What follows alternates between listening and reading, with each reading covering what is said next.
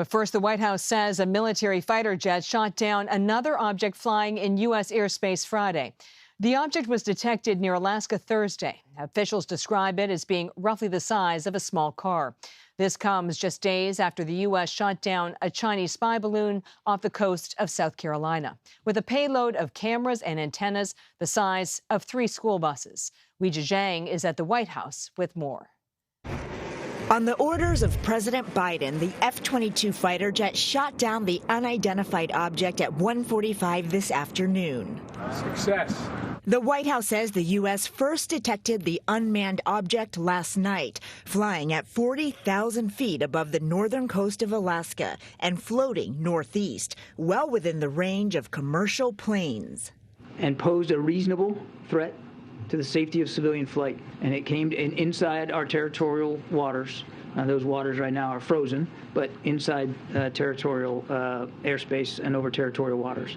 Pentagon officials said the latest object was shot down so quickly because it was over frozen water, making it easier to recover, and because its size would create less of a debris field. It was much, much smaller than the spy balloon that we took down last Saturday, roughly the size of a small car, as opposed to a payload that was like 2 or 3 buses size, right? Several military aircraft are now involved in the recovery effort off the coast of Alaska.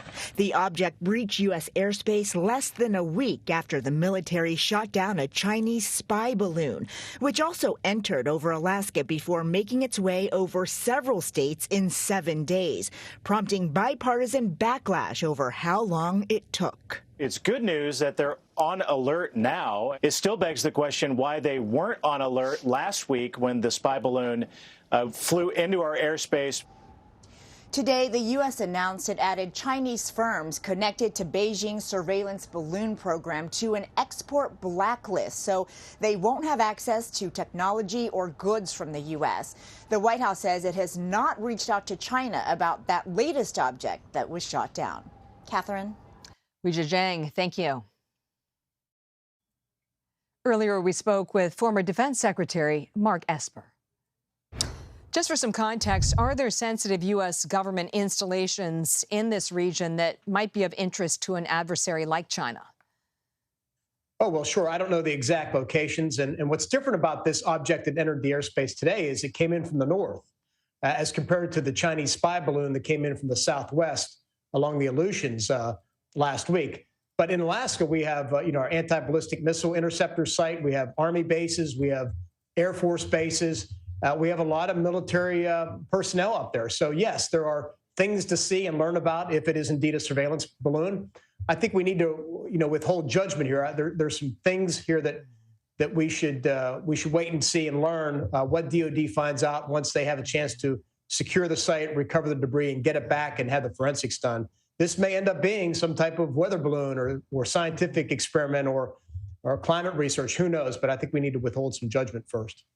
As Secretary of Defense under President Trump, did you have good fidelity on China's use of balloons for intelligence gathering?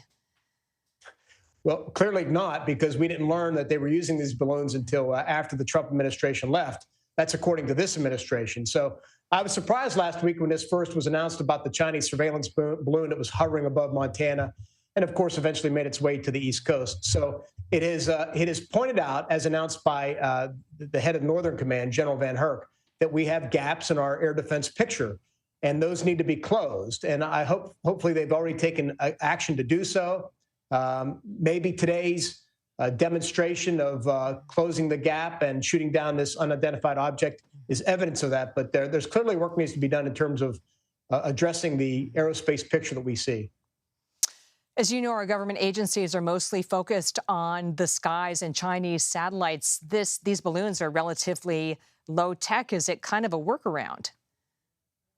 Yeah, it is. And I assume they offer different capabilities. And we'll learn more once they have a chance to go through the wreckage that was pulled out of the Atlantic Ocean the past few days.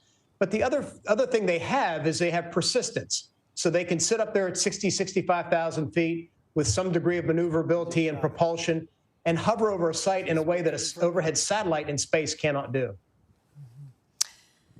If this turns out to be confirmed that this aerial object is part of a Chinese program, would it be an escalation? Yes. It caused me a lot of concern if that is indeed what happened. It would be very, very troubling. It begs the question, what is going on in Beijing? Are they purposefully doing this, committing these brazen acts to test us, provoke us?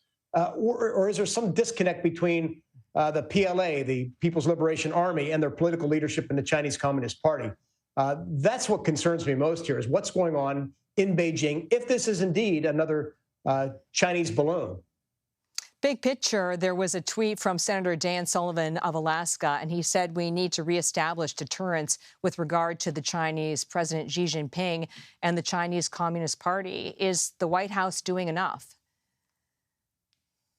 Well, I don't think they did enough on the front end. I mean, clearly they did the right thing by shooting it down eventually as it entered the Atlantic Ocean. But we should have shot this spy balloon down as soon as it entered the United States airspace in the Aleutians, and certainly over Alaska. And I think that, said something to the Chinese about either our ability to technically detect the system or the political will we have to shoot it down. And I think that's what Congress needs to discover in the coming days as they hold hearings, is to find out, what did we know? When did we know it? What was recommended? And why was the decision made to not shoot the balloon down until after it traversed the United States? All these are things that I'm sure the Chinese are asking as well. Mark Esper, thank you. Thanks, Catherine.